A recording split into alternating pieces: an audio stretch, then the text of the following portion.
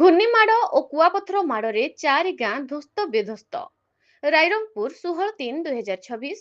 ମୟୂରଭଞ୍ଜ ଜିଲ୍ଲା କରଞ୍ଜିଆ ବ୍ଲକର ବଳା ଓ ତୋଟା ପଞ୍ଚାୟତରେ ଗତକାଲି ଅପରାହ୍ନ 4ଟା ବେଳେ ଘୂର୍ଣ୍ଣିଝଡ଼ ସାଙ୍ଗକୁ ପ୍ରବଳ କୁଆପଥର ବର୍ଷା ହୋଇଛି। ଫଳରେ ବ୍ୟାପକ କ୍ଷୟକ୍ଷତି ହୋଇଛି। ଘୂର୍ଣ୍ଣିଝଡ଼ ଯୋଗୁଁ ବିଶେଷ ଭାବେ ଡୁମୁରିଆ, କିଆ, ପାଣପୋଷି ଓ କଙ୍କଡା ଗ୍ରାମ ପ୍ରଭାବିତ ହୋଇଛି। 200ରୁ ଅଧିକ ଘରର ଛପର ଉଡି ଯାଇଛି, ଆଉ ଚୁରମାର ମଧ୍ୟ ହୋଇଯାଇଛି। ଏଥିରେ 2 ଜଣ ମୃତ୍ୟୁବରଣ ହେବା ବେଳକୁ 30ରୁ ଉର୍ଦ୍ଧ୍ୱ ଆହତ ହୋଇଛନ୍ତି।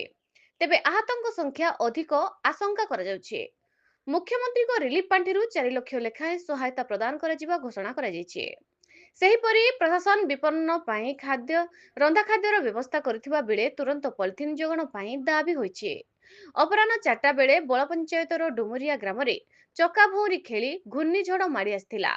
କିଆ ଓ ପାଣପୋଷି ଗ୍ରାମରେ ଧ୍ୱଂସର ତାଣ୍ଡବ ରଚିଥିଲା। ସେତେବେଳକୁ ଘର, ଆଜବେଷ୍ଟ, ଟାଇଲ, ଟିଣ ଓ ଚାଳ ଛପର ଉଡ଼ିବାକୁ ଆରମ୍ଭ କରିଥିଲା।